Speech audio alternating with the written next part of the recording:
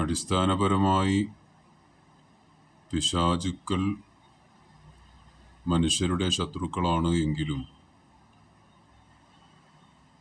പിശാചിന് മനുഷ്യനെ ഭയമാണ്. അടിസ്ഥാനപരമായി അങ്ങനെ തന്നെയാണ്. ഒരു ജിന്നായാലും പിശാചായാലും രണ്ടഭിപ്രായത്തിലായാലും, അതായത് ജിന്നിലെ മുഅ്മിനീങ്ങളാണ്, ജിന്നിലെ കാഫിരീങ്ങളാണ് പിശാച് എന്ന അഭിപ്രായവും, അതല്ല ഇബ്ലീസും പിശാചും മറ്റൊരു വിഭാഗമാണ് എന്നുള്ള അഭിപ്രായത്താലും, ഏതഭിപ്രായമായിരുന്നാലും പിശാചുക്കൾക്ക് അടിസ്ഥാനപരമായി മനുഷ്യരെ ഭയമാണ്. മനുഷ്യരിൽ അല്പം ഭയം കുറവ് സ്ത്രീകളെയാണ്. പുരുഷന്മാരെ വല്ലാത്ത ഭയവും സ്ത്രീകളെ താരതമ്യേന പുരുഷന്മാരെക്കാൾ ഭയം കുറവുമാണ്. പൈശാചികമായ ഷർറുകൾ ഉണ്ടാവുന്നതിന് കുറേ കാരണങ്ങളുണ്ട്. അതിലേറ്റവും പ്രധാനം സൗന്ദര്യം പിശാചിന് ഇഷ്ടമാണ്. സൗന്ദര്യാത്മകത അത് നോക്കി പിശാച് കൂടുതൽ ലയിക്കാൻ സാധ്യതയുണ്ട്. അതുകൊണ്ടാണ് സ്ത്രീകളിൽ ധാരാളമായി പൈശാചികമായ സാന്നിധ്യം കാണാൻ സാധിക്കുന്നത്. ശാരീരികമായിട്ടുള്ള ഇളക്കവും അതുപോലെ പൈശാചികമായ ഷർറുകളുമൊക്കെ സ്ത്രീകളെ കൂടുതൽ ബാധിക്കുന്നതായിട്ട് കാണും. അതുപോലെ തന്നെ കുട്ടികളെയും പിശാചിന് താരതമ്യേന പുരുഷന്മാരെക്കാൾ ഭയം കുറവാണ്, പേടി കുറവാണ്. അതുകൊണ്ട് തന്നെയാണ് നബി സല്ലല്ലാഹു അലൈഹി വസല്ലമ തങ്ങൾ പഠിപ്പിച്ചത്, സന്ധ്യാസമയത്ത് കുട്ടികളെ പുറത്തിറക്കാൻ പാടില്ല. അവിടെ സിബിയാൻ എന്ന് പറയുന്ന കുട്ടികളെ മാത്രം ടാർഗറ്റ് ചെയ്യുന്ന ഒരു പിശാചുണ്ട്. ആ പിശാച് വലയിൽ ആക്കാൻ, അവരെ ശല്യപ്പെടുത്താൻ സാധ്യതയുണ്ട് എന്ന് നബി സല്ലല്ലാഹു അലൈഹി വസല്ലമ തങ്ങൾ പറഞ്ഞിട്ടുണ്ട്. പിശാച് ശരീരത്തിൻ്റെ എല്ലാ ഭാഗങ്ങളിലും കടക്കും എന്ന് നബി സല്ലല്ലാഹു അലൈഹി വസല്ലമ തങ്ങൾ പറഞ്ഞിട്ടുണ്ട്. അതിൽ യജ്രി മിൻ ഇബ്നി ആദമ മജ്റദ് ദമി, രക്തം സഞ്ചരിക്കുന്ന ഭാഗങ്ങളിലൂടെയെല്ലാം പിശാച് സഞ്ചരിക്കും. അതിന് രണ്ട് കാരണങ്ങളുണ്ട്.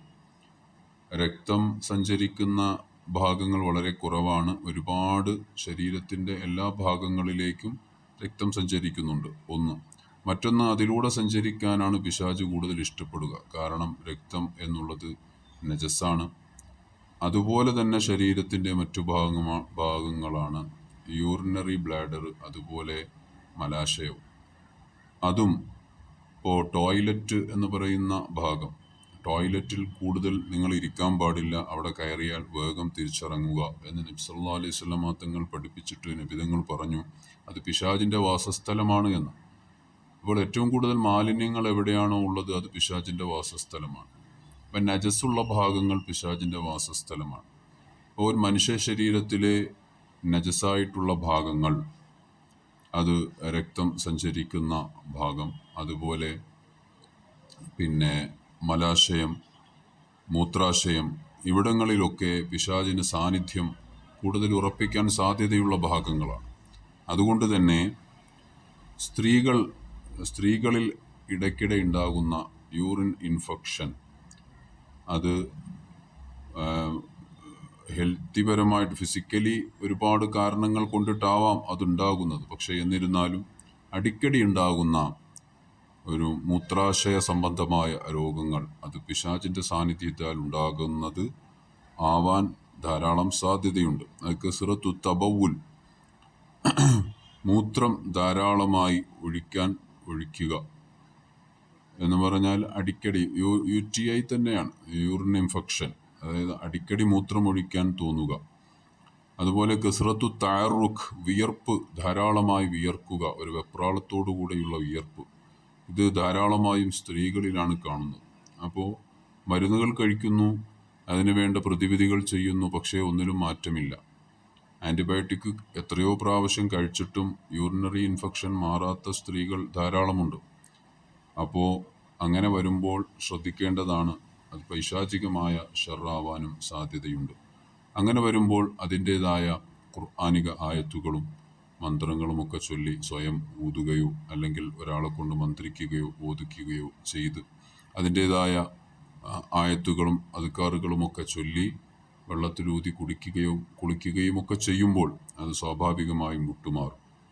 അപ്പോൾ ഈ യൂറിനറി ഇൻഫെക്ഷൻ അടിക്കടി വരുന്നുണ്ട് മരുന്ന് കഴിച്ചിട്ട് മാറുന്നില്ല എന്നുണ്ടെങ്കിൽ സ്ത്രീകളത് പ്രത്യേകം ശ്രദ്ധിക്കേണ്ടതാണ്.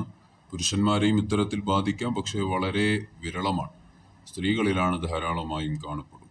അതുപോലെ തന്നെ കസറത്തു താറുഖ്, അമിതമായ വിയർപ്പ്, ധാരാളം ഇങ്ങനെ വിയർക്കുക, വിയർപ്പിന് അമിതമായ, സാധാരണഗതിയിൽ നിന്നും അമിതമായ ദുർഗന്ധമുണ്ടാവുക, അത്തരത്തിൽ വിയർക്കുക, അതും ഒരു പൈശാചികമായ ഒരു മസ്, ഒരു സ്പർശനം ഏറ്റിട്ടുണ്ട് എന്നുള്ളതിൻ്റെ ഭാഗമായിട്ടായിരിക്കാം.